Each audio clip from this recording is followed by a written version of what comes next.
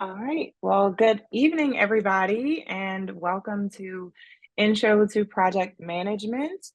I'm going to go ahead and paste a link to the virtual check-in in the chat, um, and we're going to go ahead and get started.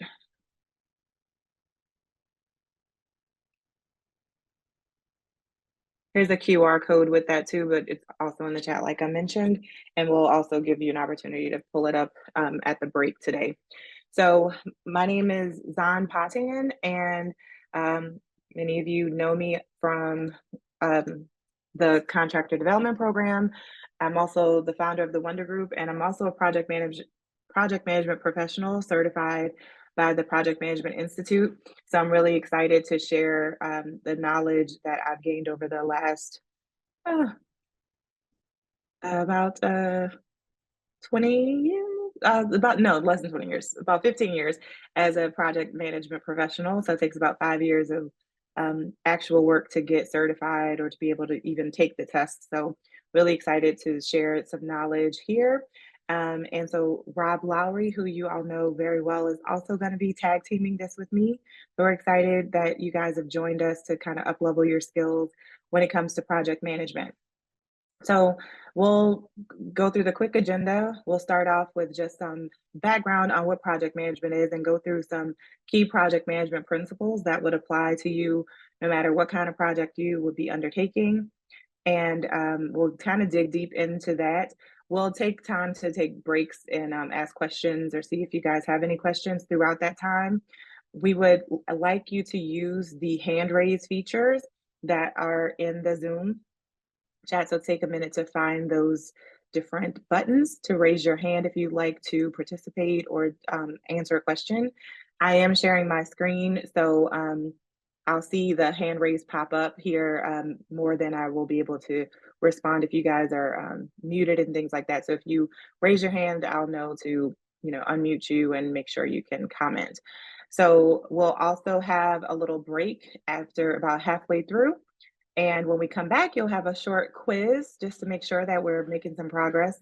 And then we will go a little bit deeper into some of the project management tools and look at a demonstration using some software called Asana.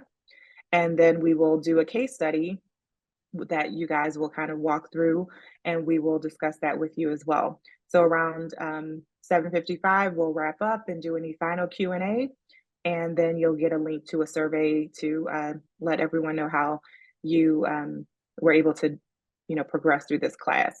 So that's pretty much what our approach will be to this evening. And around 6 o'clock, you should get an email from me with a lot of different templates and also the case study that we'll be going through. Don't get distracted by it, but just want everybody to have it and make sure you guys had some time to have it before we jump in. But if we're ready, we'll go ahead and get started. My arrow is going backwards, but we're ready. Rob, do you want to say anything before we jump Um, in? no, I'm sorry. I'm having bad internet connections today, so that's why I lost connection earlier. So if I dropped, Okay. that's the reason why. No, I'm just really happy that everybody's here. I'm excited to be part of this intro to project management. Most of you guys probably know me, and if not, I mean, I've got 30 years of project management and construction, so this is right up my alley. So I'm trying not to monopolize a lot of your time, Zon.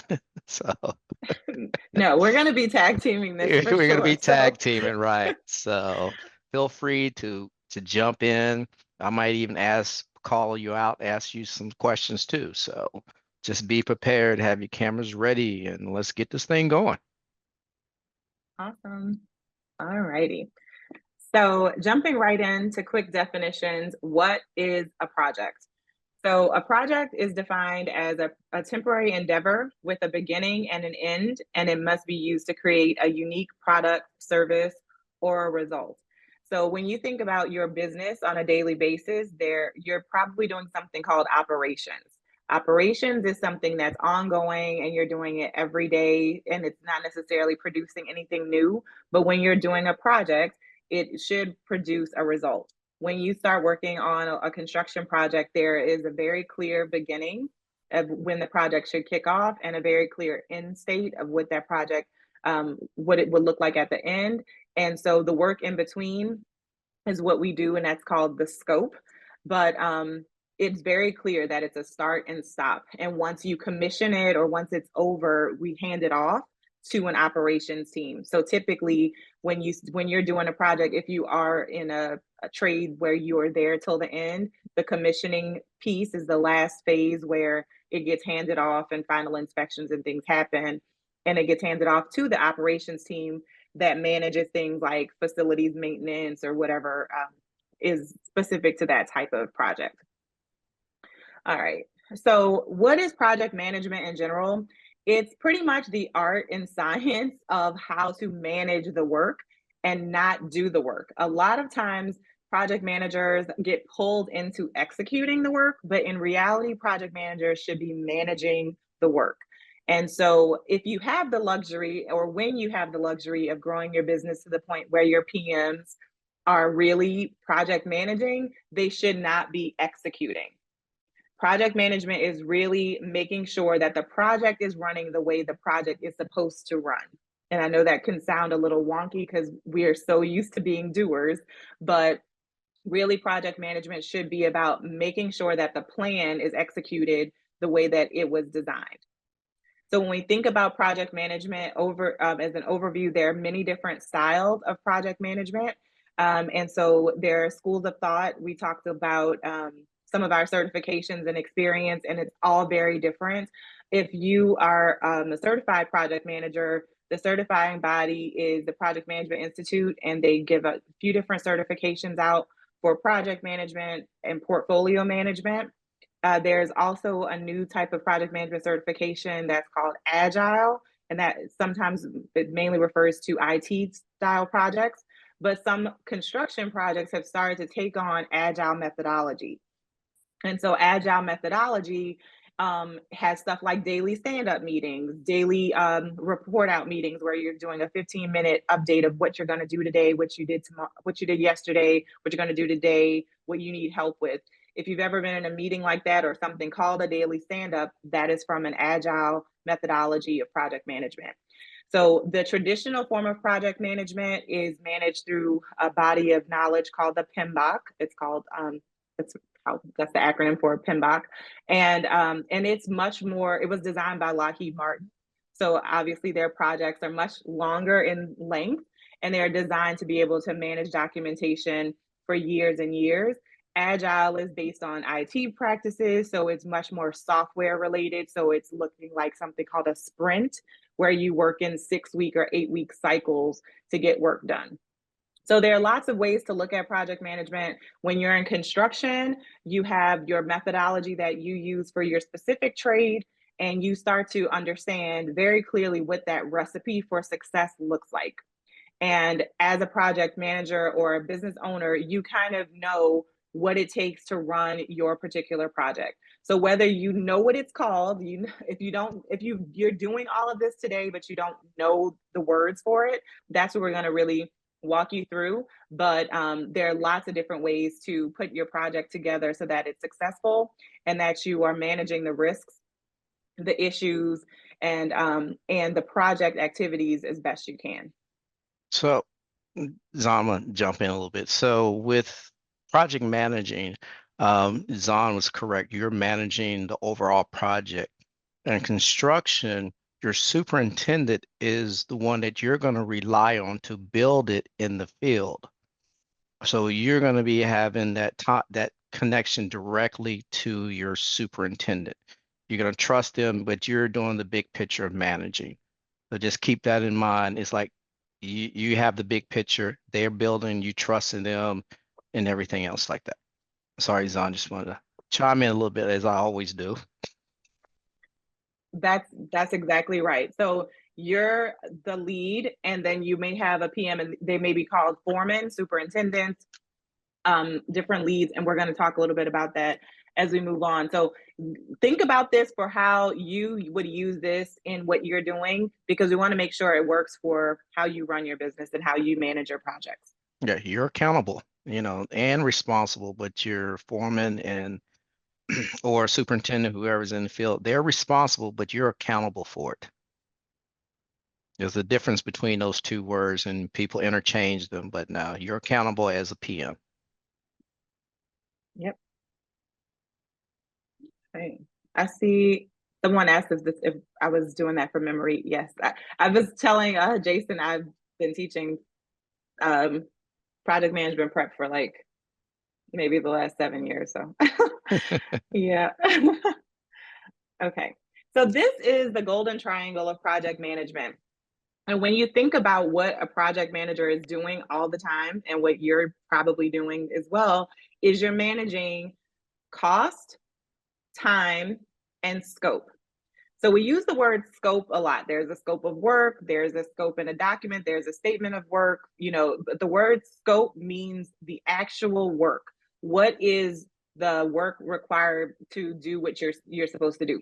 So let's say you got an RFP and you read through the document. They'll have a lot of introductory information about when the bids due, what you need to include in the proposal, all that stuff. But at the end of the day, there's a specific part in there that says, this is what we need this quote to include, or this is what we need your proposal to include. That is the scope. So when we just talked about the beginning and the end, the scope is that little bucket of what the work actually is. Okay. So that is your scope, and managing the scope within the budget is the next piece. So your scope is one side of the triangle, your cost is the other side. So once you establish the cost for that work, that is your budget to manage. And as a project manager, one of your goals is to make sure you're achieving the margins that have been set forth on the project. So if you put your budget together and you have the profit margins in the budget, which I hope you do, the project manager is also there to be responsible to make sure that if you follow the project plan, you should hit those margins. When you start to see delays in schedule, supply delays in delivery, things like that, you may have other types of things that affect your ability to do things in a timely fashion that can cut into your margin. So a project manager is thinking of ways to recapture that margin through. All right, so going back to the golden triangle of project management, so we have our scope, which is the work that we need to get done. And then we have our budget, which gives us the cost that we need to manage for the project. And then we have a schedule. So the schedule is how long it'll take us to do the work.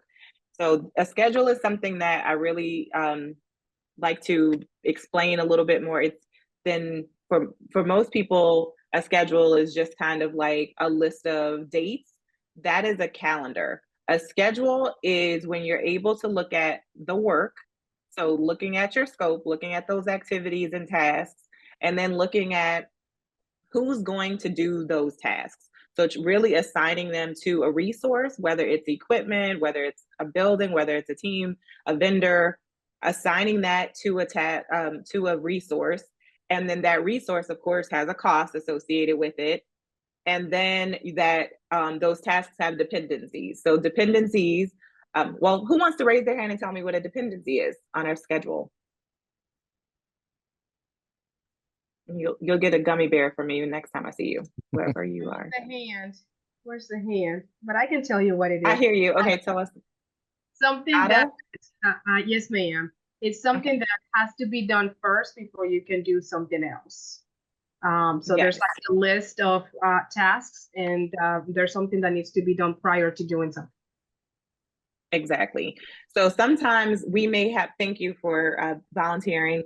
Sometimes we have a list of things we know that need to get done, and we may have that as a to-do list, like a daily organizer list. But that doesn't have a dependency, which is you can't do this until this is done. So when you're baking a cake, you may have a list of things you need to do, and they have to be done in that order. You can't bake the cake before you mix the batter. Okay.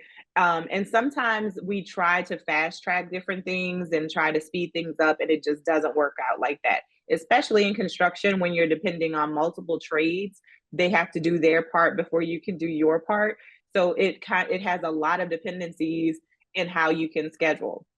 one of the biggest scheduling challenges on a project is like the cement truck, right?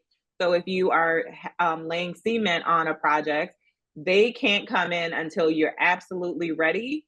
And if you're not ready, it costs a lot of money to get them to come back, and they lose what they are mixing because of the timely nature of that type of work. So those are the kinds of things that you consider when you're building your schedule of what is critical to get done at a certain time, or you'll mess up the whole project. So just like with baking a cake, if you don't buy the ingredients before the store closes, then you can't necessarily bake that cake at night. So you can't just say, oh, I have all this extra time. If you didn't do the task, you can't complete that part of the project. So schedules have all those pieces into it, and then you lock it in, and that makes it a project schedule. And so when folks kind of just have a calendar of events, that's not really a schedule. You want to lock in the durations, the resources, and all that. And when we do the demo in Asana, you'll be able to kind of see what that looks like if you don't already do that today. Yeah. The key role of, oh, sorry. No, I was just talking about, sorry, with the schedule and the dependencies. Sometimes in project management, some of these activities will fall on the critical path, and that is pushing that end date, which is also your time. So you really need to be, if anything falls on that critical path, you want to make sure that it is starting and ending on time. If it ends early, that's great. But if it ends late, you're pushing your end date, because there's no float on that. And if it's not on a critical path, it might slip a little bit, but it doesn't affect the end date. So you're managing those dependencies that's driving the end date, and you're also managing those dependencies that is not driving the end date. So that's why you have your predecessors, successors, and all that was in there. Understanding all that fun stuff. Start to start, start to finish, finish to start, because that's how you manage that time. And if something starts to delay, you can do a time impact analysis to show the owners, hey, this is why it's being delayed. And so it's a lot that you're just going to spend as a project manager on time, because time is money, and getting that project complete on time. So it all revolves around time. Absolutely.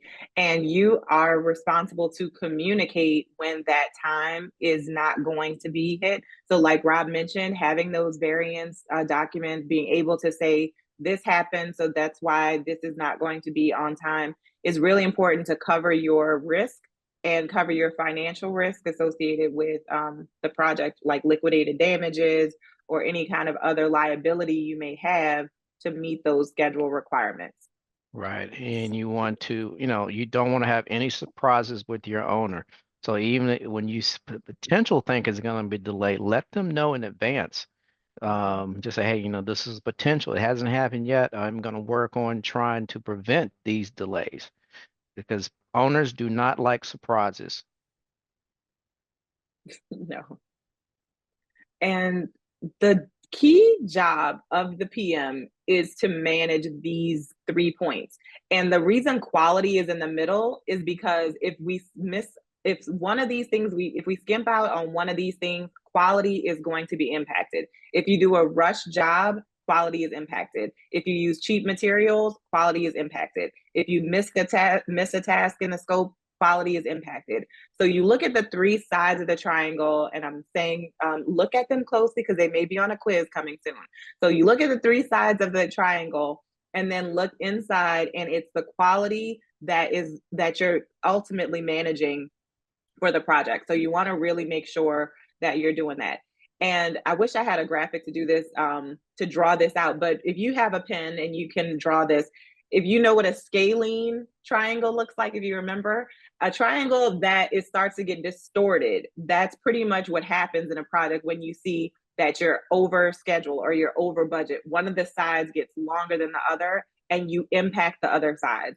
So the perfect triangle is when everything is working, and it's an equilateral triangle like this picture. But when you start seeing isosceles scalene triangles, it means that either we're over budget, or we're late, or We have scope creep, which is when the work increases incrementally and affects your quality or your schedule.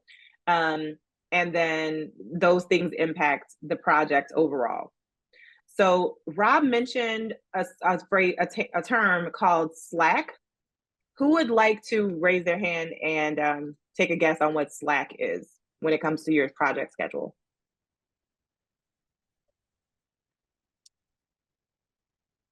Sheila. Sheila, are you there? I'm here. Do you remember what Slack means or what Slack refers to in a schedule? Behind, that's a guess. Being behind the schedule, off schedule. Rob? Slack is certain activity is allowed to shift forward or backwards. That's what the slack is because it could be late, it could be early. So that's the slack, it could be 2 days slack on it, 3 days. And that's in the formula, it can shift your dates and stuff. So, that's why it can shift and not affect your end dates. Yeah. So it's That's in a basically general the way of saying it. padding. Yeah. Yeah, it's the extra time that an activity may have. Like, let's say you said it's going to take 3 days, but it really only takes half a day to do.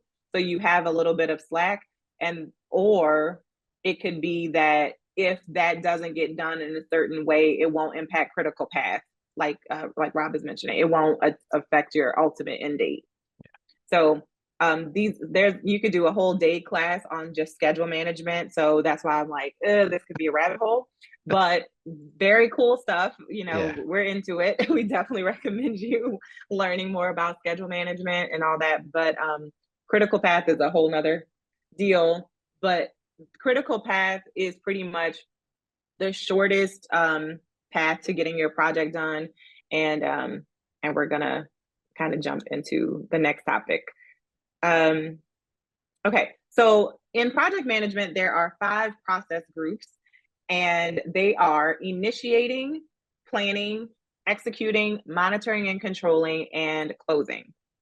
We're going to focus more on planning during our time today, and that is basically what it is when we're putting together our plan for how we're going to execute the work.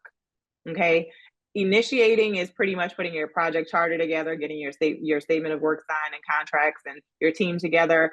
Planning is getting that team of experts who have already done this before to pretty much validate what the plan of the work should be.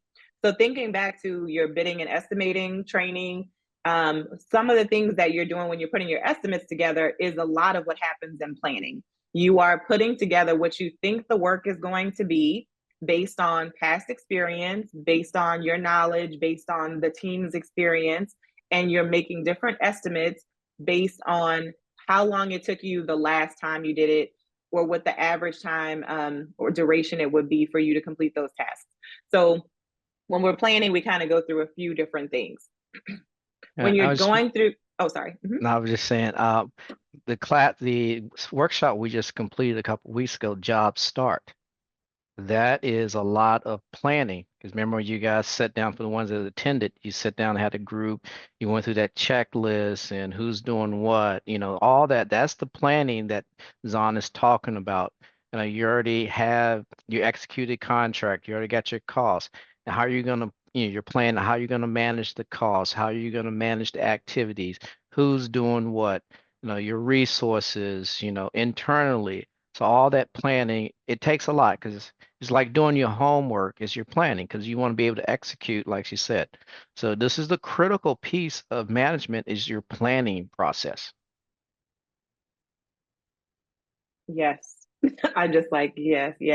80% of your time should be kind of focused on this. If you get that right, then after that, you're just managing the plan. Like I mentioned, project management is managing the plan. Did we say what we said we were going to do? Because did we do we say we're going to do? Because if we don't, we're going to lose money. We're going to waste too much time on this gig, on this contract, right? So you have to know what you're doing and how you're going to execute it. So when you put a project plan together, it includes the schedule, but it also includes a lot more information about how you're going to actually go about doing the work. So one of the big things that that happens when we have contracts is the work may not be defined properly. So when you have an ill-defined scope, it opens up the door for a lot of poor planning, poor estimating, and pretty much a bad project. Most projects fail not because people didn't meet the budget or schedule, but because they did not meet the client objective. And that happens when the scope session is not working, is not done correctly. So it's really important for you to define the scope. I think David mentioned in the last class, like sometimes the owner was changing the fixtures every time, and it's just saying, disassemble this fixture, install a new fixture. When you have that type of confusion and back and forth, and you have to open a wall again or do something like that over and over again, then it takes extra money, time, effort, and it's better to just do it right the first time. And even in that case, it wasn't his firm's issue, it was from the client. But you want to make sure, if you can, that you clearly define the scope. And the more you do your type of work, the better your project plans will get, because you'll start to ask better questions. And Right. and that's just a key for project management. I saw Rob nodding, so go ahead. Yeah. No, she's learning me there. With that define the scope, you know what your scope is. You're the professional at that certain trade, or what it is. You're now doing the building blocks to complete that scope. So as you define it, you're defining all the work breakdown structures, the different activities, who's bringing this in, so all that defining of the scope to do that completion. If you're a general contractor, you're going to turn over a complete building or whatever it is. So you're defining all those different scope packages within the overall project. So, it becomes many layers and layers when you define scope. And you just got to go all the way down to the bottom to make sure you got everything in place so it works, and you're not having scope gaps because you didn't properly define the scope and take the time to assign the resources to that activity within the scope. That's it. Absolutely. Raise your hand if you've ever built one of these custom homes, like a David Weekley or KB, like kind of a custom home that's kind of a store of a home. Okay. So David, from your experience there, how long do you think it took them to figure out the recipe to build a house? Ooh. Well, see, that wasn't my scope. That was along my I didn't have to consider that thing, but I would say about 3 months for them to have gotten it together from thought to tuition, Yeah. about 3 months. And it's amazing. You go to one of these these stores basically, and they show you the different types of sinks, the different types of carpet, the different types of flooring, the different, like, it's a shopping store of each phase gets you more and more excited to upgrade to this and that, right? But they know all the pieces of the scope, right? So they know you've already picked the model that you need, and now we're just putting those finishes in, and they're getting you excited about the process. But part of that is making sure that we all agree, that we all said is going to be this brown cherry hardwood floor. And when I put something else in, we all know it was wrong because we went through this checklist and we all agreed on what it was. We saw it, we felt it, we touched it, we made decisions. And sometimes we don't have the luxury of that with the client, but as much as you can checklist your life, that's kind of your goal, right? As you do these types of projects over and over again, it really is more of a checklist of things that you know to ask for, things come up typically, and you can just kind of prepare for those things. And sometimes the client, there's gonna be some scope creep. At the end they're gonna throw some other stuff in there, right? So those things help you to kind of figure out how you're gonna navigate that. But getting the scope really locked in early helps you to avoid scope creep. And scope creep can be a very tricky thing, because the foreman or the superintendent may just come up to you and ask you to do something out of the kindness of your heart. And you just say, okay, and then you think you can submit a change order for it because clearly it was out of scope.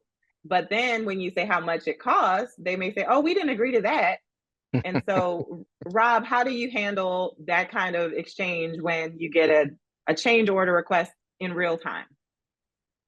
In real time, and if it's driving the schedule, you know, it's like, sure, I can do it, but I want someone from your office to send me a quick email agreeing to proceed with this additional scope. But what you need to do when you get that is give them a ROM, a rough order of magnitude, which is, you know, plus or minus 35%, because they want to know right off the bat how much, you know. So you give them that big ROM and they can say, oh, go ahead and proceed. Later, you can do the formalization, but you want to get that communication going right off the bat. If someone, because whoever's in the field is not the one that's authorized to really make these changes. They want it, but it's that decision maker, the manager, is the one that said yes. So you want to connect with that person that is approving your change or that's managing you to get that go ahead. Yep, absolutely. Those, a quick note in the field, a quick message, something to make sure it's covered.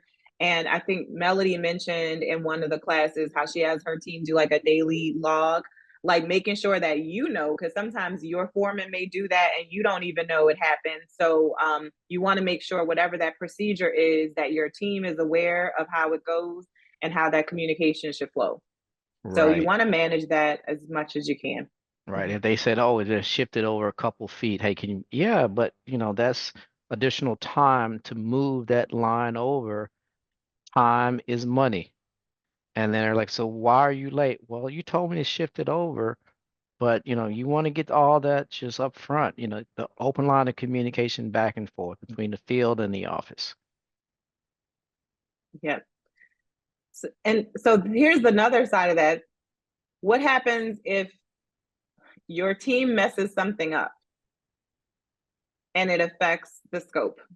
Let's say your team, someone on your team didn't review the drawings, and I actually saw this happen. Your team didn't review the drawings and they didn't know that a wall was supposed to come out to do something because they just kind of skimmed through their part. And now they put the new wall up, and the plumber has to come in and the wall, the old wall is okay. So how do you handle that? David said a back charge. So how do you communicate that to the owner? Oh, well, I'm going to have to say through the superintendent.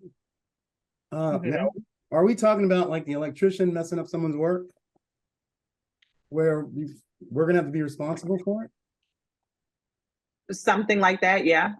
So in my example, I think the drywall folks put the wall up before the plumber finished their piece, so they had to open the wall up again. Yeah. Now, in that one, in that situation, I've had that happen too, where by the time we show up in a certain area, they've already started sheetrocking, and we have electrical still need to go behind the wall, in that wall. So, you know, at that point, we don't argue with the other subcontractors. Go straight to the superintendent. Our superintendent goes to the GC superintendent, and lets them know that somebody's off schedule and that something's been done, and we still need to get in there and get our work done. So it's on the general contractor and their team to correct that. As far as the subcontractor, I'm saying in this example, you're the drywall person that put the wall up wrong. So how would you manage that? Because the change request now isn't coming from them. It needs to be corrected, right? So how would you handle that? You eat that charge, as I would put it. I mean, Yeah. if you make a mistake, you got to pay to correct it. If you rush in there and you got your work done before somebody else's, you got to take it out. You got to remove your work for the other person to get in there. Right. Let me also say too quickly, when it comes to change orders, Robert, you know, I've been in situations where, man, in the field, they've come up with a change order, and because the electrician needs to do it, we're holding up everybody. We're holding up the sheetrockers, we're holding up the painters, and we have all these subs pressuring us to, come on, man, you know, what's it gonna take for you guys to get your work done? They don't understand, hey, we have to stop until we get that change order approved. And they'll pressure my guys to the point I come out there and the work's done.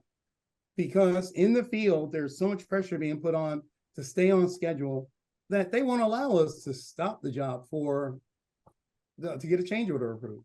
Yeah, that's what I would just mention, David, earlier is when, and it's under pressure to get things done, quickly, call the PM, whoever it is that hired you, say, hey, they're asking me to do this in the field. We can do it. Here's a rough order of magnitude. Then they, "Hey, please send me an email or something to confirm to proceed," and you follow up with the formal stuff later. But that's the quickest way to keep you guys going. It's like, hey, pick up the phone and call. Hey, okay, can you send me an email confirming that we can proceed with that? That is your backup for your proof that they're telling you to proceed while you're Yep. getting the final done. That's the best way to do it. You got to communicate. What we're trying to say is communicate. Yep. Communicate is the best way to do it.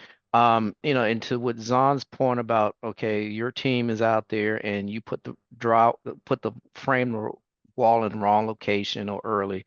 That's what we have in the schedule. You have this look ahead schedule, 2 week to 3 week look ahead schedule. You want to always have that up to date. Work with your team. Said, okay, you know what? In the next 2 weeks, we got this going on. What I used to do as a project manager, have my drywall foreman lay it out to make sure before they even put the first stud down, it's in the right location. Take that a few minutes and just draw it out on the floor, snap the line, say, okay, this is where it's going. You have the BIM, all that, make sure that it doesn't interfere. And you also want your other subs, trades to be involved so they know, all right, what's going on so they can communicate back. Because what I'm trying to get to is communicating with your team constantly is to help prevent, when that happens. And you're right, if it happens, hey, rip it out, let's go. You're eating that cost, but you got to keep moving with that. Yeah, I've had that happen where it's like, oh man, all this got to get ripped out. And, did you provide them with the current set of plans? There could have been bulletins sent out that changed something. And then if you as a project manager didn't get it to your team, that's on you. So it comes right back to you managing changes from the administrative side, getting it out to the field and vice versa.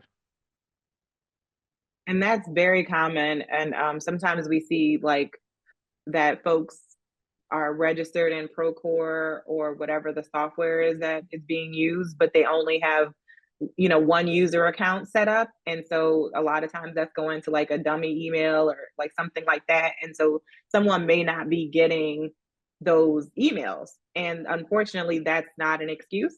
So it becomes a real challenge because a lot of those times those change orders come through or the new drawings, you have to acknowledge that you saw them. And if you don't have someone kind of managing that, you could be, moving in the wrong direction from the look ahead schedule. And we're going to get into the team moving, into the team and just thinking about that, like who's on your team, right? Do they know how to review the drawings? Or are you the only person in the company that knows how to look at drawings? Is that hurting your business if you're the only one who's has the expertise to make those decisions or to realize that they're doing something else, that they're being asked to do something that's not in the scope? So communicate not just with the client, but with your team to make sure that everyone understands what is expected and if they have questions, who they should speak to. So if you want to just put in the chat now, when you're building your team, what are some of the typical roles that you have on a project? And I'll just call some of them out.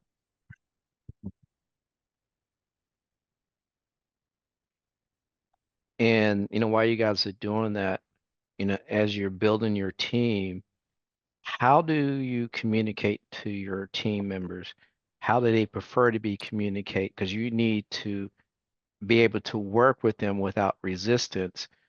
Some people are great with emails, text. Some people are more visualized. Some people are more verbal. So you need to know as you're putting your team together, how do you communicate? What's their preferred method of communication?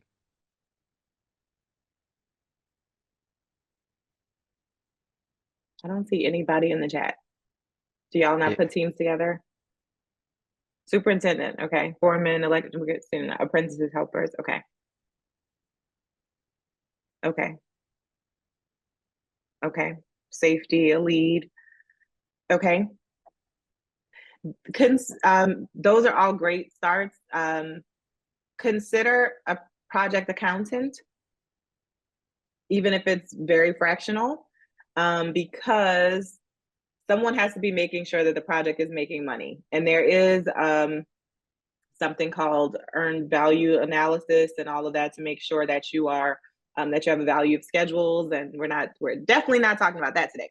So Thank you. whenever Rob wants to talk about that, but every day you should be creating value. So when you go and you put some studs in, you go and frame something, every part of that adds value so that it's kind of like building equity in a house. The more stuff you put in it, it has equity. You're putting value. It's now value. It went from a plot of land to a value asset, right?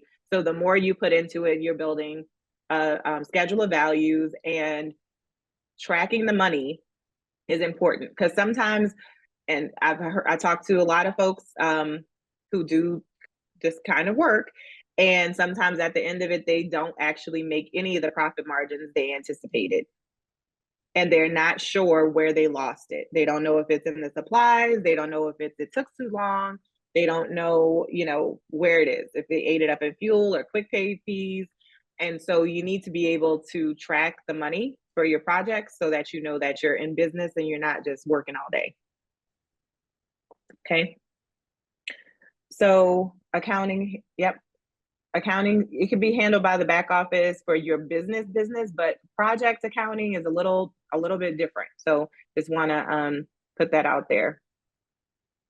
And again, a good project manager can make sure they're doing some value engineering and making sure that they're keeping things profitable, but they have to know that's a part of their job. Okay. So this is a graphic that I like to use. It's called a RACI diagram. A RACI is a responsibility, accountability, consulted, and informed matrix. And this kind of diagram is good when you're communicating with your team, maybe for onboarding purposes, to make sure that everybody knows what is going on the project and who's doing what. So the way that it works is you pretty much at the top of the graphic, you would put the roles on the team. So like you just mentioned, project manager, superintendent, safety, accountant, quality lead, all those, you might put those at the top, and then you put the big project activities and put them horizontal, this isn't horizontal, vertically in this column. And then you want to note who is responsible for what, just using the letter. If they're responsible for it, you want to put an R. If they are just informed, you want to put an I. If they are accountable to do it, you want to put an A. Consulted is a C. And some have, some of these are RASCI and they have an S, and that could be supported. But the key is that you don't want to have, there's one throat to choke for every activity. So there's only one R per deal. So only one person's actually responsible for this. So in the strategic framework task, the senior vice president of finance is the one responsible to get this done, while the senior analyst is accountable. So they're a part of the process. The PM and the head of design are just informed, as well as these leads, they're informed. Management may be consulted, but the person that's responsible for it is this Senior Vice President of Finance. So this is a quick graphic that you can make for your different projects so that you can just communicate who is responsible for the different tasks or activities on a project. And you can look up RACI chart and make one of these in Excel or however you do that. Rob? Good, okay. All right, so now we're getting into our work breakdown structure, okay? So when you are putting your project plan together and we looked at that scope of work, the scope is the work, and the work can be broken down into a set of activities that usually has some type of grouping. And the way we group that work is in a work breakdown structure. So we take the work and we break it down into little chunks. So for level 1 here, this construction of a house project is broken down into 3 sections of work, or internal, foundation, and external. And then the work is broken down for internal as electrical and plumbing, for the foundation, the excavation and the steel erection, for external, masonry and building finishes. So when you look at how this is broken down, this is how it's broken down for the schedule of values and the budget for each piece.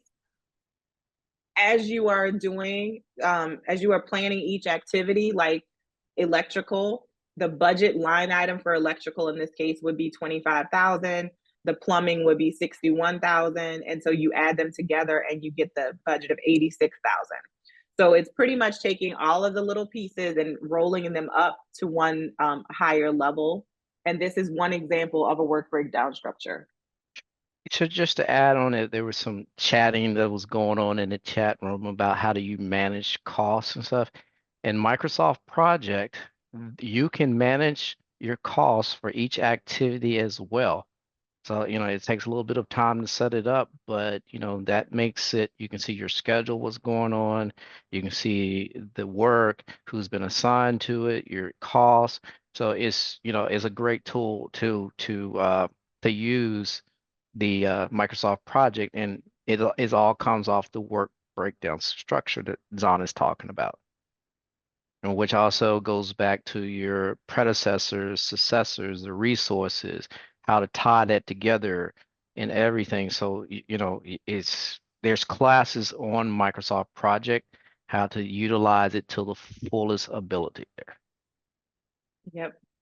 And if you are using Project, a lot of people don't know that if you just change the view, it will break it down into the buckets that look like this. So sometimes most people are using that list view where it's just a list of activities. But if you switch it to Gantt chart, you'll start to see the bars. If you see work breakdown, you'll see it in these buckets. But money does not magically appear. You do have to list all the resources, list the daily rates, the hourly rates, depending if they're people or equipment. And that's how you get the budget. It won't magically have a budget for you. So I know people think just because I've had that happen where they think numbers show up. That's not how it works. You will be the one putting the numbers in there. So, okay. And this is another work breakdown structure. Again, you can see how it's breaking the work into logical groupings. And then each big section has its own deal. So here we have the duration and the cost associated with it. And then at each level, you have the roll-up cost and then the total aggregate for that, that big chunk of work at the top.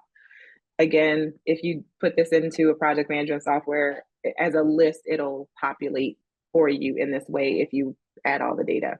So depending on how you manage your projects, these are some different ways that a work breakdown structure may appear.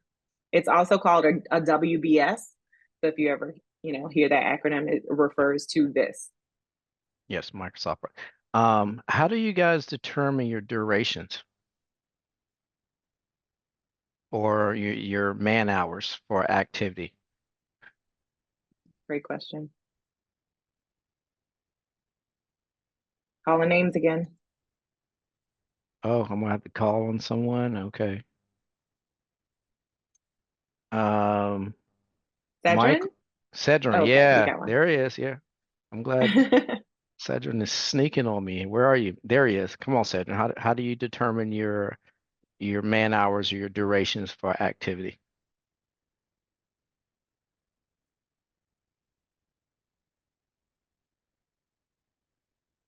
No. You're muted. Okay, anyone? Keith?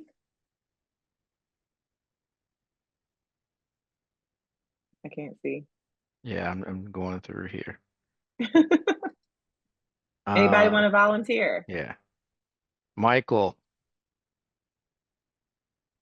Okay, I understand. Okay. Would you not? I'm sorry. I'm assuming you're calling me. Would you not Yeah. talk to these specific contractors to see how long it would take for them to complete these specific tasks? Yep, that is one way. That's the best way. If you're a general contractor, you're relying on your professionals to tell you how long it's going to take for them because they have the experience. They know what it is. They might pad it a little bit, but he's like, "Are you sure you can get it done? Can you get a little tighter with it?" But you're right. That and experience over time, you should know how long it takes. Some of the factors in the duration is what floor are you working on? Are you on a fourth, fifth floor? You bring stuff in from the ground floor. The productivity in your, kind of shifts, which makes your duration a little longer. How are you going to get stuff going? Are you working with multiple trade partners in the same area? That can slow you down. So all those is like it's a lot of factors that go into how to determine your duration there. But you're right with Yeah. talking to the people that do the work. Yep.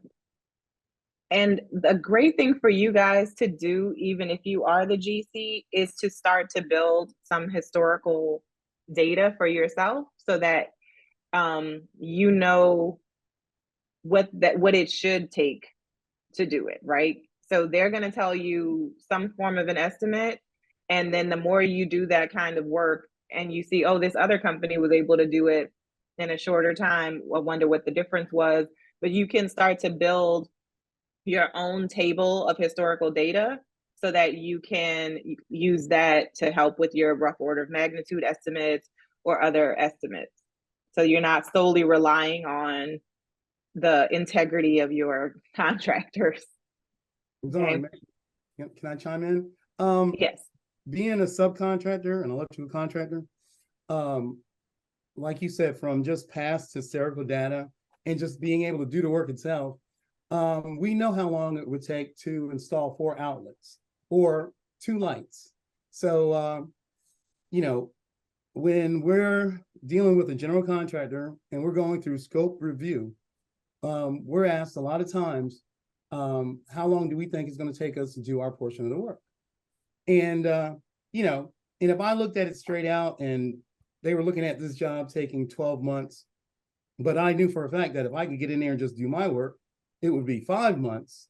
Then it's up to the general contractor to stretch it out and schedule it. Whereas, I wouldn't have as many people as I thought I would because maybe there's another contractor that's going to be holding me up. But yeah, from what I've experienced, the general contractor gets all of the subcontractors' input on the length, the duration for their particular work, and then comes up with the master schedule for us all. Mhm. Right. And you know what they do with that, David, and everyone else? They're getting your input to put it into the master calendar. And then that becomes part of the contract document. Yeah. Because they're allowing you, and they'll have a coordination meeting with all their trades saying, okay, here it is. Okay, you got this. Is this the right time? So you're going to have to work with the other trades and the GC, not just like, hey, I need 5 months.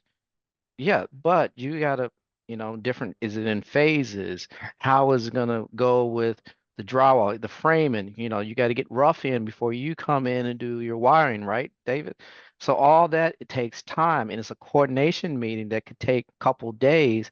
But once you get it locked in and you agree, they agree, that becomes a contract document, that schedule. And they're Well, gonna hold you to that schedule per your contract. but depending on the size of the project, that schedule changes every day.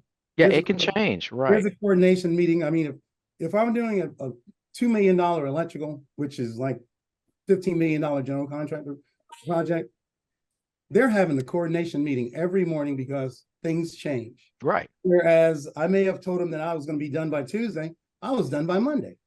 And they want to capitalize on that at that Mhm. moment. They don't want to Yeah. drag the job on. So yeah, we're forced to have to put extra time in our schedule to allow for those coordination meetings every morning that they didn't tell us about in the beginning. Well, that's going back to planning. Coordination should not happen every morning. If you have that coordination at the end of the week, so, all right, this is where we were, this is what we got done, we got upcoming next week. They want to try to keep it to that schedule as much as possible because, yeah, you're right. You could have a good day, David, and get yours done early, but sometimes they can't really get the other trade in there because they weren't scheduled. So that means they would have to mobilize a day early, and that creates a lot of chaos. But I was, Mhm. but I was penalized one time because, like you're saying, when we agreed to do this job, we didn't discuss having these coordination meetings every morning. My guys can't be stopping for my lead man to have to attend these meetings, but they held That's me for to the the contract. PM to be there. They held me to the contract as Yeah, your but PM. But as you- far as their schedules apt to change at any time and at all time, we must follow their schedule. But they'll work with you, Eh, say, okay, we got to change the schedule. It's working together as a team with the schedule, and Yeah. your foreman or superintendent owns the schedule. He knows what's going on out there. He might make some notes. Hey, this is slipping. This is advancing. It's yeah, those meetings. Maybe your guy that's in the field should not have to be there all the time at those coordination meetings, but allow for that in your schedule too. That that this owner or GC has daily coordination. That's part of your productivity time. It's like, okay, I got to stop this one individual to go to this meeting so he can relay it back to my team. As your team is getting set up, he's in this coordination meeting, he relays it back. So instead of 85% productivity, you could be at 80%. And then you say, okay, you will never be at 100% productivity in the field, never. And if you are, you need to share that with everybody. But that's when your productivity starts to slow down. It's like, hey, what's going on here? But you've got to Mhm. build those soft factors into your duration. Yeah, absolutely. If something happens more than once, add it to the project plan. Hmm. Add it to the plan, assume that there will be meetings, or ask that in your in the pre-bid or in whatever form you have, say, will you guys have weekly or daily meetings that our team needs to participate in? And that way you can budget for that, make sure it's included. And something else you kind of mentioned is an example I like to use, and it happens a lot in projects because some people in your regular life, if you finish your tasks early, you can give yourself a sticker. But in project management, you're working with so many different moving pieces that one piece finishing early doesn't necessarily mean the schedule is finishing early. So if you think about it with like a long lead item, if I have enough warehouse space for three large lighting fixtures and I only have enough for three. So I placed an order to get three delivered every month because I know I can fit three in this storage unit, right? And then all of a sudden the supplier says, I want to be a really great supplier and I want to do the whole order of 100 right now and we'll just go ahead and ship them to you early. Is that going to be a positive thing for the project manager or a negative thing? For me, Negative. It's negative because I can only hold three.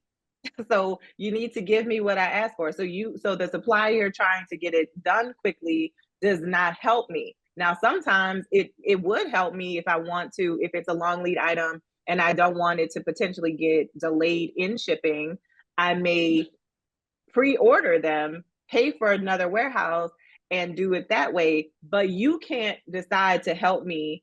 And so if your crew finishes early, or let's say you had some weather days, I was in a really long kickoff meeting a few months ago, And we were looking at weather reports from the last 2 years of hurricane cycles to identify how many weather days we needed for contingency during these certain months of the project. And Very I mean, cool. it was about 3 hours of the meeting. Hmm. Okay, because it's real, right? If a hurricane hits, what's the worst case scenario? Let's say best case scenario is we close the site down for 1 day, everybody demobilizes temporarily. How long does it take to get remote? Like, these are real conversations, right? So it's not just as easy as this is how long it takes me to do my part. And so we have to really think it's much bigger. It's a team effort. And so it is important that you communicate like, hey, we'd love to be a part of these coordination meetings, but we can only allocate 2 times a week. If we can join during, Zoom, like just communicate, right? And I think Rob has just said that a lot. Just make That's sure proper you're doing that's that, right? proper pre-planning. Proper pre-planning is what you're doing. You'd be surprised. It really does happen all the time. As much as construction projects go off the rails, you think no one thought of these things, but they're thinking about them. They're having those conversations. And if you've ever been in a value engineering session, they look at these work breakdown structures in big blow up copies all over the walls to try to find $10 to cut, right? And so you'd be surprised, like the landscaping might get cut a certain way to find $2,000, and then an electrical fixture, a lighting fixture may be cut a certain place to give us $4,000, to give us a bucket of $100,000 in value engineering, right? So people are constantly planning. And I think that's what makes projects fun. That's why we love project management, because it's always new, it's always different. There's always something crazy going on that you kind of have to get in the mix and figure out. But because we have a plan, we're not going completely nuts, hopefully. All right. So this is just some more about the knowledge areas. I know it's time for our break. We had a little bit of a technical glitch, but I still want to be cognizant of that before we do take a break. But some of the other areas for project management include resource management, like we talked about, managing your team. We talked through managing conflict and things like that. So I don't know, Rob, if you want to just address managing conflict again, or if you want to just hit any highlights and then we take a quick break. Managing conflicts. It's a tough situation, but is the tone that you approach the conflicts, you want to make sure that to the individuals or group with the conflict, that you want to make sure that you do not put them on a defensive mode. It's like, hey, I'm here as a team member. Hey, let's work through this. And once it starts to escalate out in the field, because tempers can sometimes get out of control. He's like, hey, let's just take a break here. Take a break, slow down. And one thing that I always do is like, I'm not going to continue this conversation until you're ready, until you're calm, because you're battling back and forth. So that conflict is, all right, let's resolve this. We're adults. Back in the old days, there was a lot of profanity that was out there and all that. That's not productivity. That's not being productive. Treat everybody with human and respect, and you'll get a lot of stuff accomplished. Even though there's other conflicts out there with the owners or whatever, but everything can be resolved. Don't avoid the conflicts. Address them, work together, so that way at the end you have a resolution, or it's been worked out. Try to work it out right away. Don't let it fester. Say, oh, okay, I don't want to deal with it now. The longer you procrastinate, the worse the conflict can be. I mean, it could be something that's minor, but talk about it. Calm. Hey, we're all professionals. We're out here as a team together. What can we do? It's your choice of words to minimize conflict as well. And don't assume. I assume you're going to do that. No. Communicate. That reduces some of your conflicts out there. Absolutely. And I will pause right there. Okay. All right, good. We have some more responses. So let's just go quickly through You should have received your results kind of instantly. So the first question, what are the 3 sides of the project management golden triangle? The correct answer is scope, schedule, cost, and budget. Cost or budget, okay? So scope, schedule, cost. Remember, those are the 3, and then quality is in the middle. All right. What is included in a project plan? This is kind of a trick question. You could check as many as you thought, but the key ones we were looking for were the scope, the resources, the costs, dates, and durations. Contract documents and purchase orders are not typically included in a project plan. What does the acronym WBS stand for? The answer is work breakdown structure. And a bonus question, what does CCDP stand for? That should have been a freebie. And I gave some options on what the correct answer could be, but it is the Charlotte Contractor Development Program. Okay. So if you put the City of Charlotte or the CBI, it's all, you got that right. And then the last one, which process group is the most important one for a project manager? And that was planning. Okay, so I hope you got an A, give yourself a sticker and a peppermint, and we're gonna go ahead and jump in to some quick demos of some project plan software. I'm gonna stop sharing here. Any questions so far from what we just went through before we jump into the next section?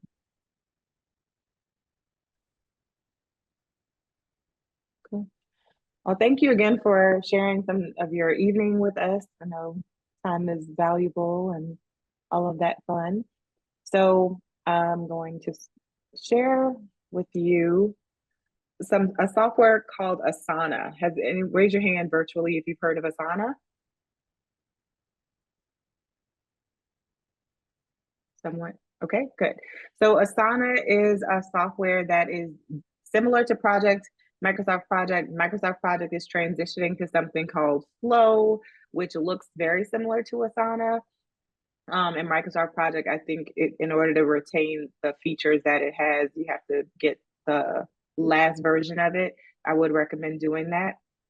In the chat, it is called Asana. Yep, A-S-A-N-A. All my wireless devices have a delay after working 10 hours, I think. Like, I have to turn them off and unplug them. So we'll just do a quick kind of demo of what it is to create something in Asana. So I'm going to share that screen. I'm going to turn my camera off so you're not looking at the side of my face. Okay. All right. So this is Asana. And basically, when you create an account, you'll be able to see all your different projects and tasks and things that you might have coming up. You can also create a project, and they have a few different projects that you can create using a template from the library, and you can just plug and play from that information. So let's say you wanted to start a new project, and we're going to do something pretty simple, and you can find something from their library, and you can use the option Find Inspiration. And they have lots of different templates. So if you're looking at cross-team planning, tracking for software, this is ticket tracking, meeting agendas, product development, sales, event planning, any kind of thing like that, you can find a template. And then you can create a template. So when you think about your business, you're probably doing the same kind of stuff over and over again, and you may or may not be documenting it. If you have that, you can import a spreadsheet into Asana as a starting point, so you don't have to start cold, or you can use a template. Sometimes it just helps to have something in there as a filler, and you can start to play around with what makes it make sense for you. All right, so one of the things I use Asana for team meetings, one-on-one meetings, project plans, and all kinds of fun stuff. So I used to be hardcore Microsoft Project. I still kind of am, but they just started changing so much of it. I just said, let me go with Asana, because it was easier to train my team on Asana than for me as a project manager. I love projects, but it was harder to get everyone else trained up. So going back to what Rob said about making sure you understand the technical acumen of your team, you want to make sure it's something that works for you guys. Cool thing about Asana, it's pretty low cost, and you can also invite your client to view it. So you can have unlimited viewers to your project. So this works a lot if you have things that you need your clients to review or approve. They can do it without actually taking a seat in your account. Okay. So anywho, so we're gonna go ahead and do like a quick goals process flow, and I already kind of got us going with one, but you could use template, and I'm gonna call it demo 2. And then you can determine who gets to see that based on your deal.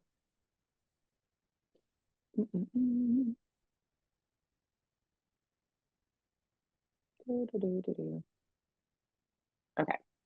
So as you see, it starts to populate just some basic information, and it does it in the list view, like we talked about for Microsoft Projects, where it has drafting, it has some tasks, and then it has the who's assigned to it. So that's the resource part. What is the due date? You can add the columns for whatever. So this is goal level and things like that. So when you expand something, you can have subtasks, and then you can also, open up a view where you can see more information about this particular project activity. So this is really helpful if you have an activity that is a standard process. You can have different activities and then maybe have a template or a link to a template you want folks to use. And so you have all of this extra space to write what that project is. When we talked about dependencies earlier, you can add dependencies and say that this can't happen until this other task happens. And so it'll tie those together through dependencies, and you'll be able to keep that connection as you look at your project plan. Okay. So, okay. All right. So this is the list view. You just literally could type in all these boxes and, plan your project. Then you could see it in a Kanban board view. When we talked about Agile before, Kanban boards is another Agile tool where you get to see the tasks almost as if they were sticky notes. So you kind of move this to this column or this to the next column. So a Kanban board is a visual version of your activities. If you complete, let's say, reduce costs, then you move it over to pending approval, and then you move it over to approved and things like that. So this is a Kanban board view. And then there's a timeline view that's very similar to a Gantt chart. It is a Gantt chart, basically. Let's move it back. I don't think it put dates in it. So you might not see that because we don't have dates in it. But if you had your dates, it would show a Gantt chart, and then this shows the calendar view. If you had workflows and you assign this to different folks on the team, you can program it to do that. And then if you had different things that was tracking, this could give you a dashboard view of where you are with your project. So that was like a quick view. I'm just going to show you like a project that like I have going on. So when you think about what I said about project management is managing the work. So there's a section that you should have in there for team management. So that's managing the people, the team, the strategy, the travel, logistics, etc. Managing meetings with the client, managing presentations, status reports, all that kind of stuff is in the plan before the work is done. So the work is all in here too, but you want to be able to make sure that you're planning how you'll manage that. So then the Kanban board view is like that. And then the timeline is crazy. And then the calendar kind of shows you what's going on there. So we're able to kind of see where we are, what's getting done, when we're busy, when we're not busy. So when you tie it into different activities, you'll be able to kind of just be able to make decisions, because that's what you want to be able to do, make decisions about the project, how to move resources, things like that. This is another template for managing a team meeting. And so this just is kind of like a standing agenda deal. but it's a really cool resource for project management and super low cost. So I wanted to share that with you guys.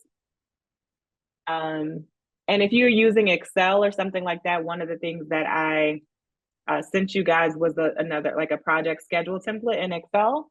So you can use that if you're already using template that works for you. You know, you just want to make sure that folks understand it. Again, if you are using Excel, maybe take a Saturday morning, drink a big cup of coffee and try Asana, export that template into there and see what, you know, see if it works for you. Okay. All right. Okay. So now we're going to go into a little bit of an activity. So if you look at the email that you received, one of those templates is called Participant Guide Case Study for a Small Construction Project.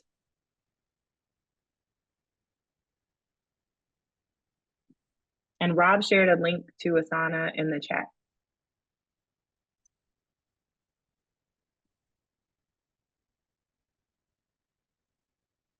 Okay. So if you open up that participant guide, it is editable, so you can write your answers on there or write it in a notebook, however you want to get that done. And we'll just kind of do a group activity here. We're not going to break out into Zoom rooms or anything, but just we want to talk through a little bit of how this would work in practice. So today we talked about conflict resolution. We talked about the importance of communicating with our stakeholders. We also talked about how managing the scope, the schedule, and the cost is very important to your project success. And so we want you to keep that in mind as we go through this activity. All right. So opening up the case study, you'll see a brief background on the project, and I'll go ahead and read to you old school style. Not sure why, but I can't copy. Oh. I'll take care of that, Zon. Let me see if I can. Okay. Okay. All right. So for the project overview, ABC Construction Company has been contracted to build a small community playground in a residential area. The project aims to provide a safe and enjoyable outdoor space for children and families in the neighborhood. The playground will include various play structures, seating areas, and landscaping features. The scope, so this is the work of the project. The scope includes clearing and preparation of the designated site, installation of play structures, including swings, slides, and climbing frames, construction of seating areas and benches, installation of safety surfacing and perimeter fencing, landscaping and planting of trees and shrubs, and compliance with local building codes and safety regulations. All right, and we also have a project timeline, March 1st through May 1st. So we all read that? Everyone can see that document? Okay. All right, so just looking at this scope and the timeline, how long do we, I mean, it says it, but just making sure we're all on the same page. How long is the duration of this project? 2 months. 2 months, okay. And even though we have compliance as the 6th thing on the list, is that a high priority item or is that a low priority item? Compliance. That's very high. I mean, Yeah. It's very high. Yes. So we want to make sure that that we think about compliance as we build out the project plan. And hold on, I guess Sheila said she didn't get it. Hold on a second.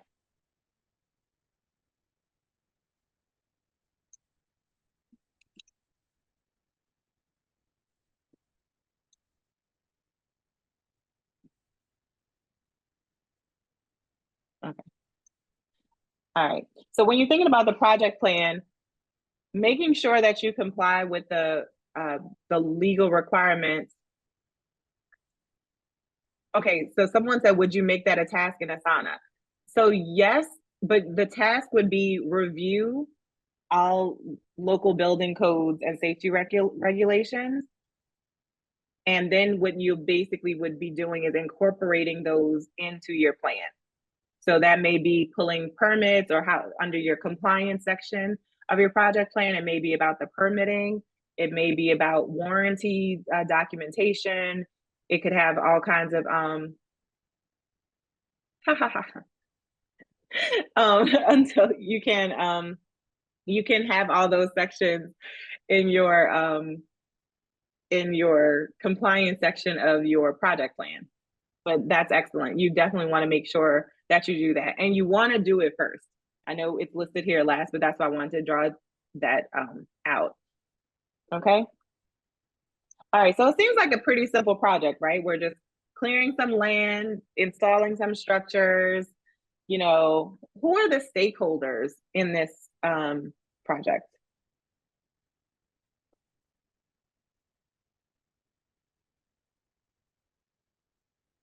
Who are we building this for? The children and families, the area. The children and families, the owners, I see David said. So we have our contractual obligation with the owners, but the end user are the children and families in the neighborhood, right? And that's important to think about in a project. Most projects kind of have this, the project was unsuccessful thing if certain stakeholders didn't get what they wanted out of it, but there are so many stakeholders in the chain to consider.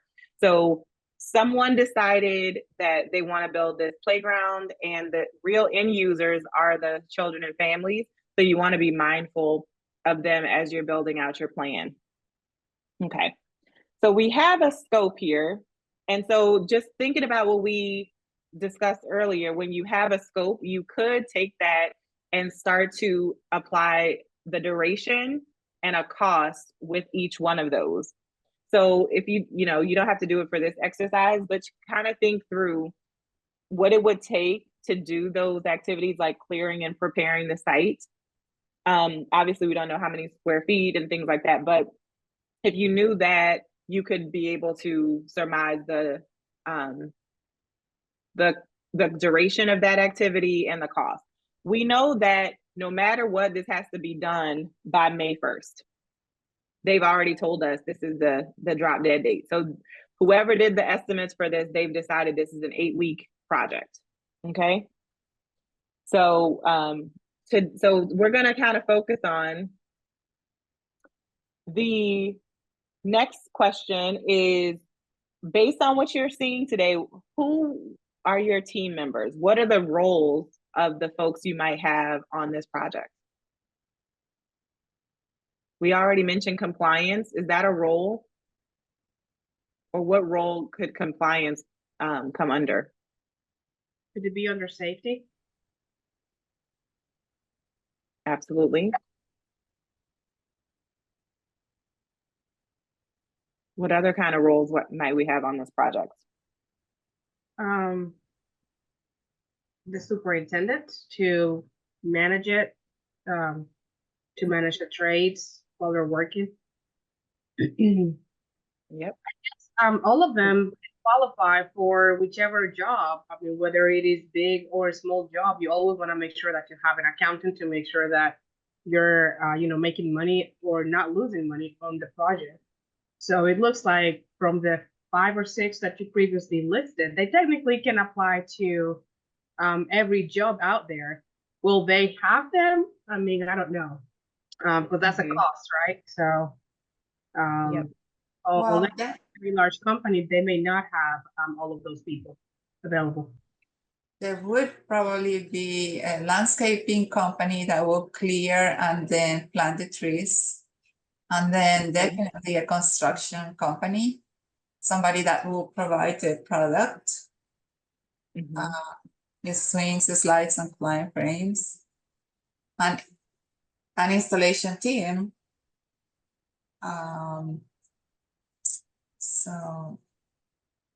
Okay.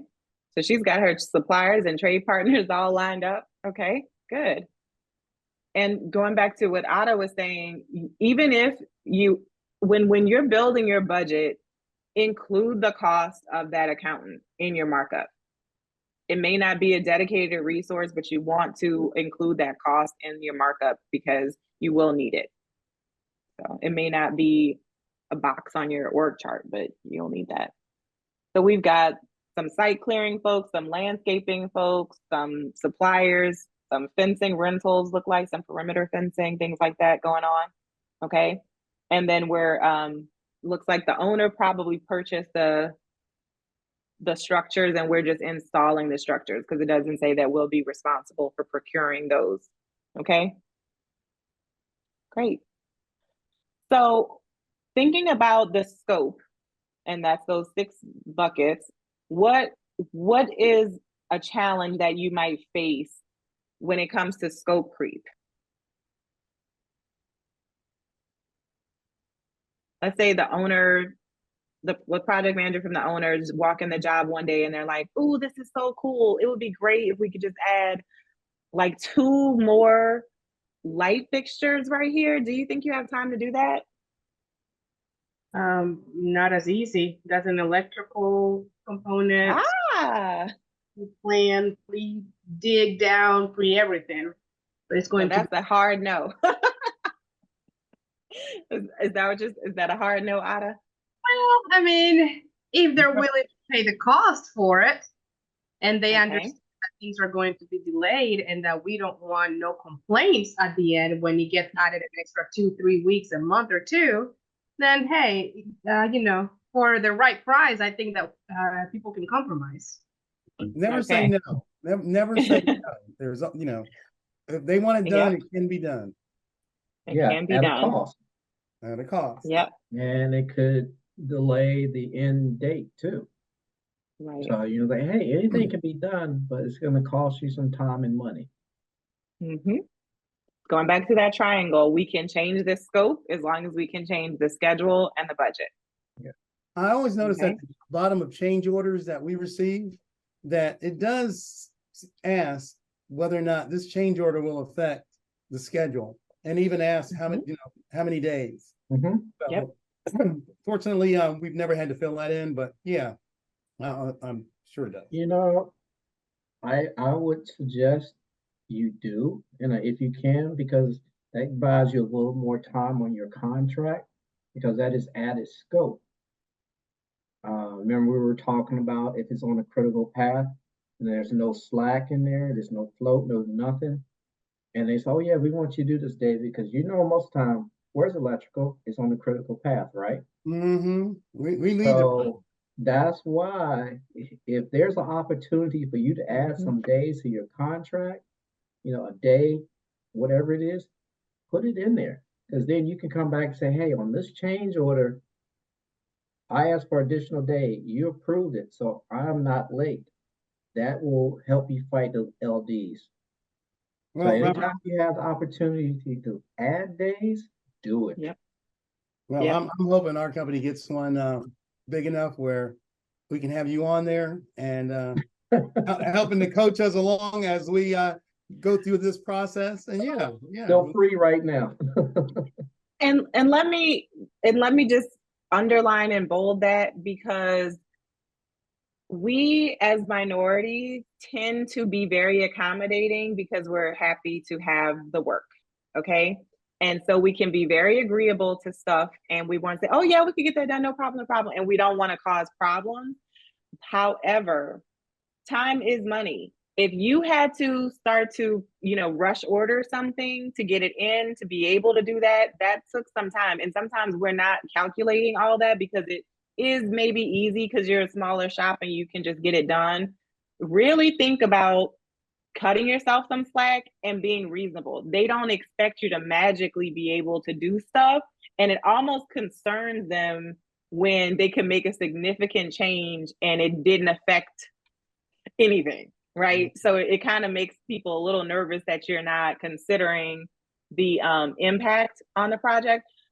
So just be mindful, and like Rob said, cut yourself some slack, give yourself some room. If you get it done earlier, great, but you're making them realize that, hey, changing this is going to affect my plans. They could have been on another job and now I got to move them back. Like, they don't need to know what's going on for real, but they need to understand your crew may be scheduled to be somewhere else, right? I like And the if way you you said kind of that. like it, Cut Mhm. myself some slack. Right. You know. And Yeah. David, Just in case, also, Julian. yeah, David, Yeah. also, because that one activity is man hours to do it Mm. that you did not account for in your overall schedule.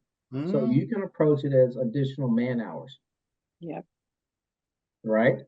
Yeah, no, I got it. I got it. Okay. Want to make sure, man. Oh no, it's Yeah. gonna be in there from this point on. And then Yeah, and just even be if it's a realistic. zero, you know. Yeah, Yeah. just be realistic when you do it, because you know how long it's going to take to do that one activity. Yeah, and for too long I've been trying to impress and trying not to delay, but hmm that has gotten us in trouble in the past. So we'll make Yeah. sure we keep it covered. You know, sometimes they're going to ask you, hey, can you expedite this? Accelerate the schedule. You're going to hear that. It's like, yeah, we can do that, but that's adding more resources to that activity. It's called crashing the activity. Yep. Getting more on there to get it done. Yeah, you can do it, but it's going to cost you. Don't say, we can do it and do it for free, because that's coming out of your profit margin, out of your profit. You're eating into that to accommodate someone else for free. Mm-hmm. hmm Yep. I know we talked about Asana, but Harvest is a really good resource management tool if you aren't using some kind of tool to manage your time, because your time is also money, right? And so Harvest allows you to kind of see how you're spending your time and how your team is spending your time. And it allows you to assign people to different projects to see, okay, they're spending 20 hours on this project and I only budgeted them 12 hours a week. So what's going on there? It just helps you to understand and manage your resources. And I don't use it for time management because most people are salary, but it helps me to reallocate where people are, or maybe my estimate was wrong. Maybe I thought this was a 5-hour thing and it's really a 30-hour thing, and I need to assess it. So just kind of, look out for tools that can help you to understand that. Right, and that's also with, remember in our bidding estimating general conditions, and I was talking about, okay, here's your project manager. Are they 5%, 10% of that project? Because any person, you can't allocate no more than 100% of their time. And when you know that they're only X amount of time on this current project, like Zon was talking about, you got to manage that. It's like, hey, wait a minute, you're only 5% of this 20 weeks. Tracking their hours, like she said, because hey, once they start going over, I keep saying it's coming into your profit, it's eating your profit, managing your admin, back of house. Don't just comp block, say, hey, just go for it. No. If they're on multiple jobs, make sure that they're applying their hours to that particular job so you can manage your costs. Okay. Yep. And Ada just mentioned Smartsheets. That's another tool. I tried it. It wasn't great for my style, but again, I'm a recovering Microsoft project addict, so I'm very particular about how I need my stuff to look.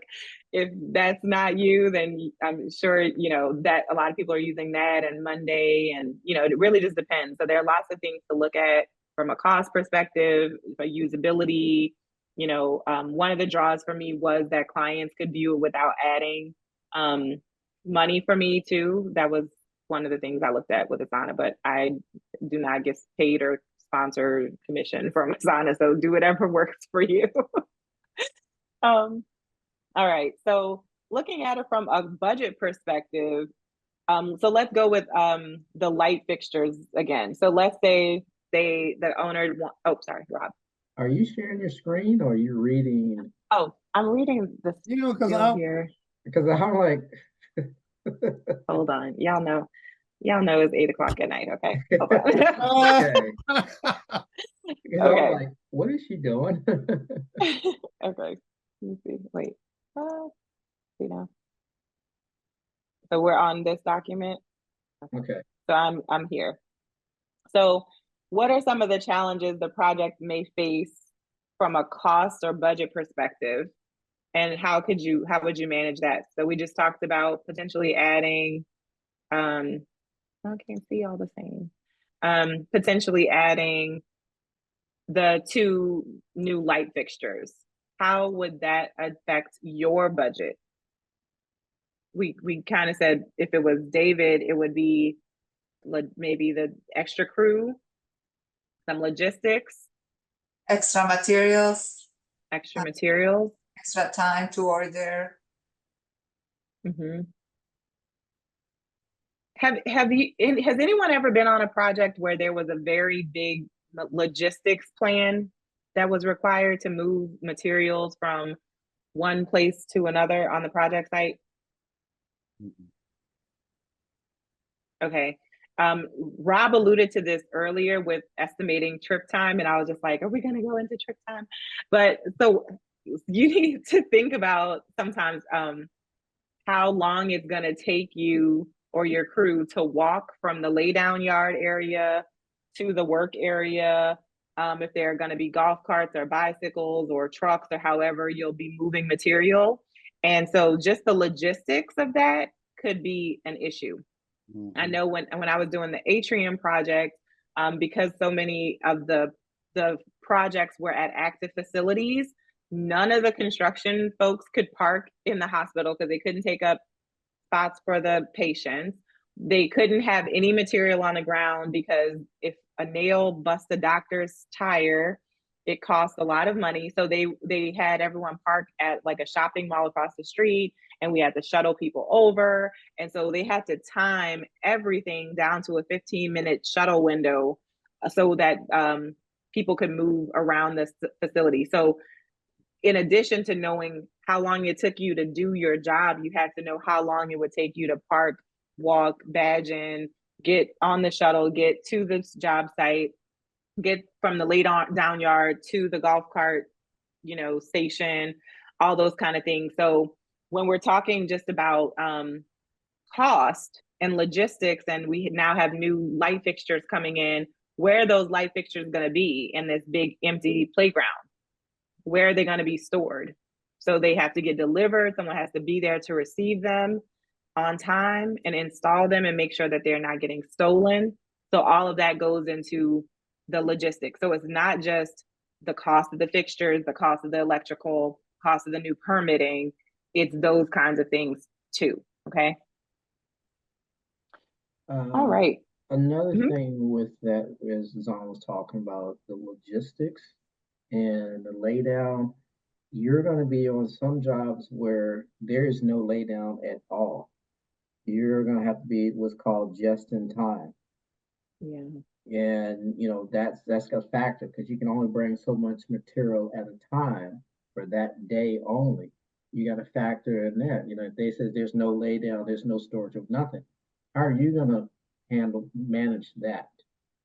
Because maybe your warehouse can't handle that much storage either. What are you going to do?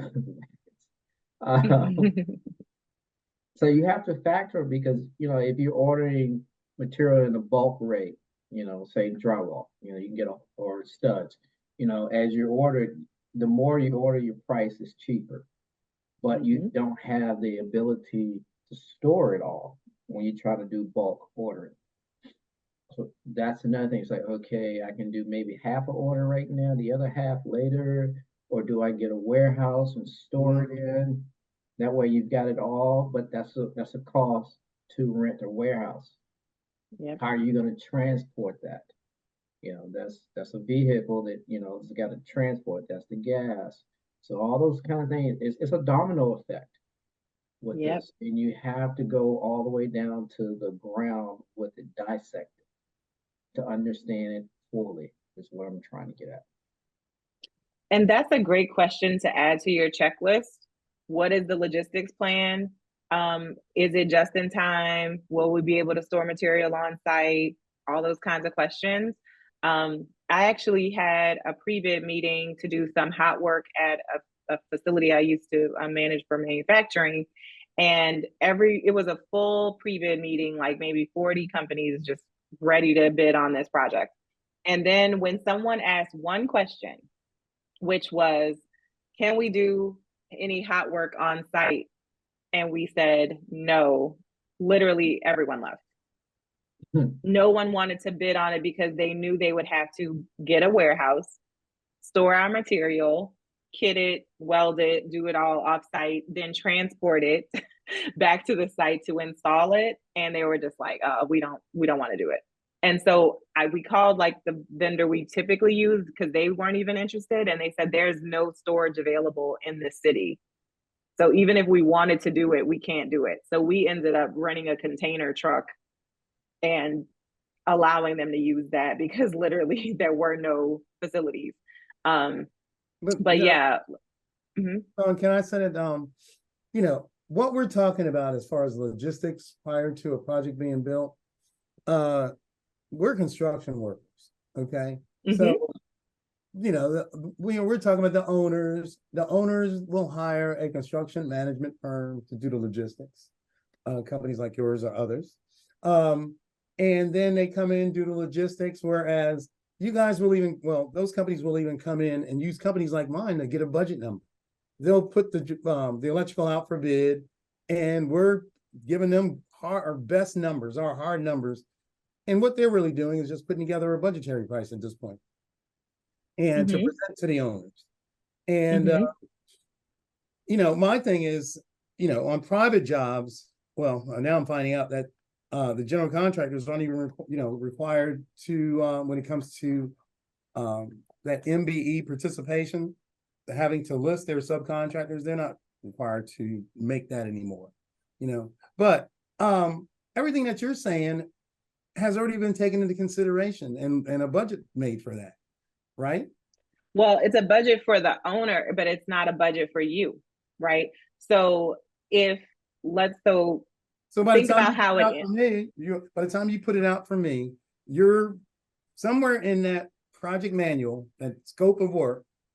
It's indicating, with a project description, it's even letting me know as far as making sure I have the added costs for, or like you guys say, it's important to do the pre-construction walkthroughs.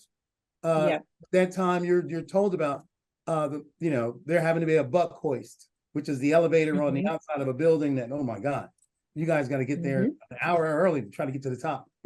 But you know, when are we told about that? I mean, you know, or how do, you know, unless we have past historical data to go on, which we don't, you know. How do we know? So that's why I'm saying it's okay. So depending on the contractor, it could be in the bid manual. It could be a logistics plan attachment where it's just an attachment in the RFP. Or you may have to request it because you may be coming in at a stage of the project where they don't have any of that. So it really depends. But typically, like you said, there's someone has really thought through how this will work logistically, where the entrances are, where the exits are, all of that. And they still don't know what your trip time is. They can estimate the same way we just talked about. They're using the same kind of historical data that we're saying that you should be using. If you've been in business, 2 years, you should have 2 years worth of historical data. If you've been in business 20 years, you have 20 years worth of data. So they're using data from every project, and they're estimating how long it should take to do certain things, how much stuff should cost. And then they're expecting you to be an expert and ask the right questions.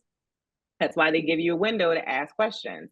So if something isn't clear, you can get clarity, but it's kind of on you to ask those questions as you know how your deal works. You talked about your team before, or not your team, but just hiring justice involved team members and what that could look like.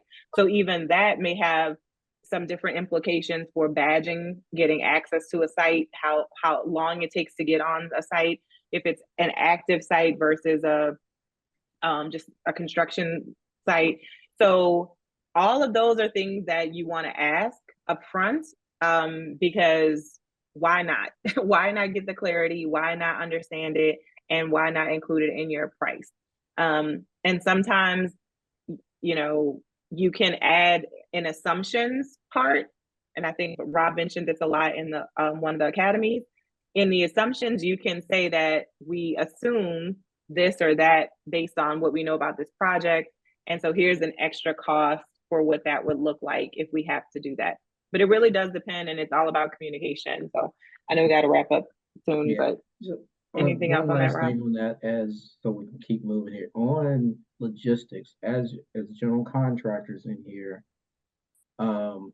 I always have created my own logistics plan and put that in a proposal to the owner. Because right, they're not gonna really think about it, but it's showing that the GC thought about it. And you know, that you can utilize that so that if you're a GC in here and there is no logistic plan, do your own and put it in the proposal. That shows you, you know, the best value because you have my interest as the owner. You have me, you know, the interest of me. Of like, hey, this is what's going to happen, you know, because you're right. Most time it's not thought of. It's an afterthought for some people. But as you got to think about it. So okay, I know we had to keep rolling here because of the time. So just one last question. So thinking about the project management skills, we talked about communication management, document management, stakeholder management, risk management. What kind of skills might you use to address, let's say, one of the challenges around the budget? I think communication is one of the most important things. You have to over communicate, is my opinion, on multiple things, and make sure that things are clear. You know, get confirmation that they understand what you're saying, and this applies to like any project really, because we just assume that people understand what you're saying or the changes that are going to go through. And I always say, if I didn't assume, or my ex-husband didn't assume, we probably would still be married. So assumption doesn't help. Work. You need to clarify and make sure that everyone really understands what's going on to avoid confusion. You know, my favorite word is common sense. It's not common because it's not. So you need to over clarify, in my opinion. Yes. I think that's absolutely right. The communication is 80% of the project manager's job. There's a graphic I love to use, and I'm gonna share it quickly. Oh.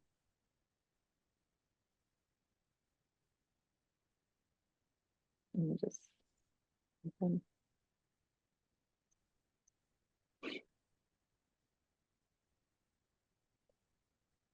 Okay, let me see.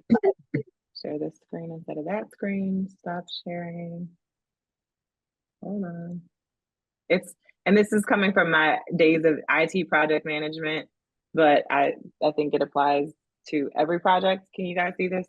I can zoom in on it if you can't. Okay, so we have how the customer explained it, how the project leader understood it, how the engineer designed it, how the programmer wrote it, how the sales executive described it, how the project was documented, so nothing, what operations installed, rope, how the customer was billed, this roller coaster, how it was supported by the help desk, not at all, and what the customer really needed. And I think this just really goes to show how if we get the scope right in the beginning, then we can build what the customer really needs and get those right light fixtures in the beginning and get the right paint color in the beginning. And that's what happens so often, that we're managing people's expectations. So they may think that they have said, you know, that they want just this tire on a rope, but they didn't explain it that way in the specs. And so we started to build based on the specs, right? And so communication at every stage is so important in project management. And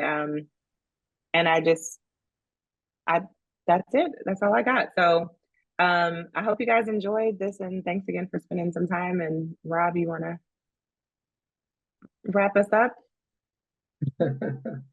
Oh, I get to do that part, huh? As a project manager, you're always learning something new. Don't be afraid to try something. Don't say, I've always done it this way. As the industry is changing, technology is changing, you always want to be changing with it to get the latest and greatest, how to be efficient, how to be profitable with your company. So just don't get set in your ways. I'm always learning. Like I said, 30 years of doing this, I'm aging myself, but I'm still learning. And it's great because I now say, oh man, I can apply this. So as you hear something, apply it to your everyday life with project management, not just in construction. If you're doing something with your family, project management can be applied to anything. And it's a duration, it's a beginning and end. Like if you're having a family vacation, that's a project, right? Exercise that. That's project management. So you can apply it to any everyday. That helps you get more experience to be able to apply it to your business when it's ready. I mean, a project, regardless of how small it is, it's the same practice for a project, small one. If it's $30,000, you still got to go through the steps, right? So don't cut corners. Utilize resources. You learn to trust some of your resources, but still check them. And it's just building relationships, with everybody. And so, I mean, there's the quality of it. Your superintendent, when he's in the field, get them into the mindset formings of zero punch list. The zero punch list means they're taking care of anything that's out of spec, the quality, the finishes and right. Take care of it then instead of later, because once you do that punch walk, oh, this is wrong, this is wrong. What do you got to do? You got to pull your people back on site to fix it. And that's money. So I've always did that with my field people, zero punch list. Take the time, fix it right. That's the quality. The end product is the quality. You give me a good quality product, I'm going to come back to you again and again. But if you do something crappy, it's like, I'm not going to use you again. So that's little things that you can do internally to help the end product is what management is about. And on that, good night. I'm going to turn it back over to Dawn. Thank you. I sent you guys a link to a survey. If you could complete that about class, that would be great. I emailed it and it's in the chat. Thanks again for your time. This was great. This is one of my favorite topics. I knew when I was a little girl, I wanted to be a project manager because I learned about parallel paths. Oh my gosh. Thank you, everyone. Have a great night. All right. Y'all have a good night. Sleep tight. See you soon. Bye-bye. Thank you.